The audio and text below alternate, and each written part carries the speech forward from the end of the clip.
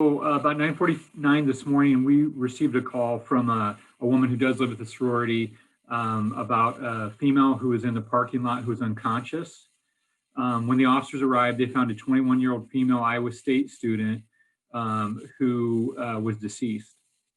Medical personnel was summoned to the scene, and they pronounced her deceased at that point when they arrived. We've interviewed many of the girls at the sorority. We've interviewed some surrounding neighbors and done a canvass in the neighborhood. And so we have an autopsy scheduled to determine manner and cause of death. But at this point, we don't believe there's anything that at least there's suspicious or any ongoing threat to the community in any way.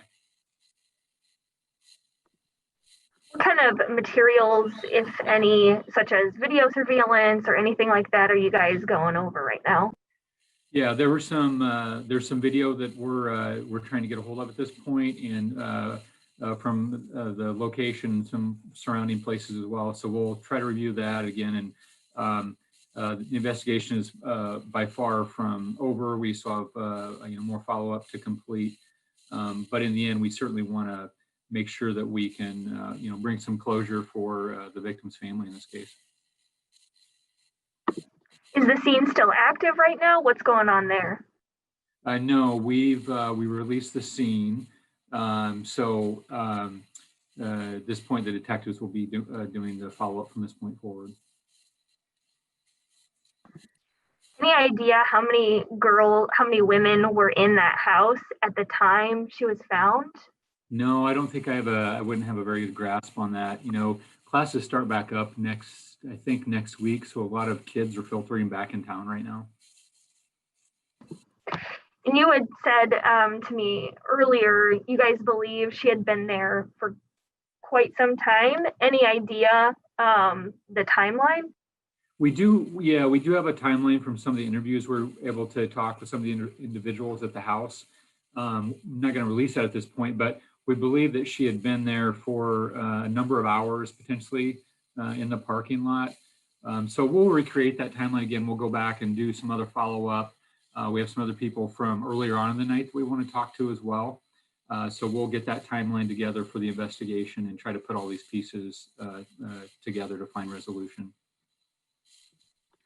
Overnight, we saw very, very cold temperatures, 11 degrees. Anything like that is a factor that you guys are looking at?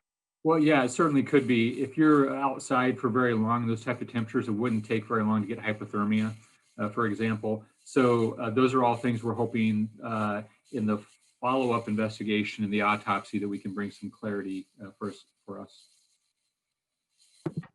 So again, when you say there's no ongoing threat to the community, can you put that in layman's terms for people? They might hear that and it might just kind of gloss over.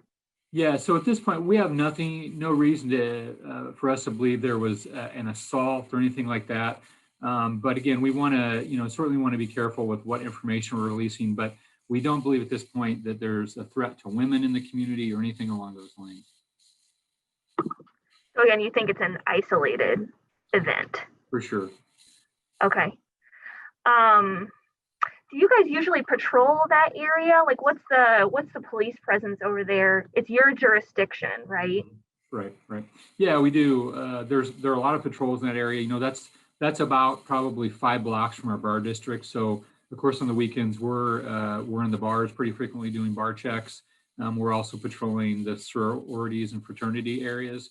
And oftentimes Iowa State Police they're oftentimes in some of those areas as well. Anything that you could speak to the condition of the parking lot? Are there like gaping holes or ice everywhere, snow everywhere?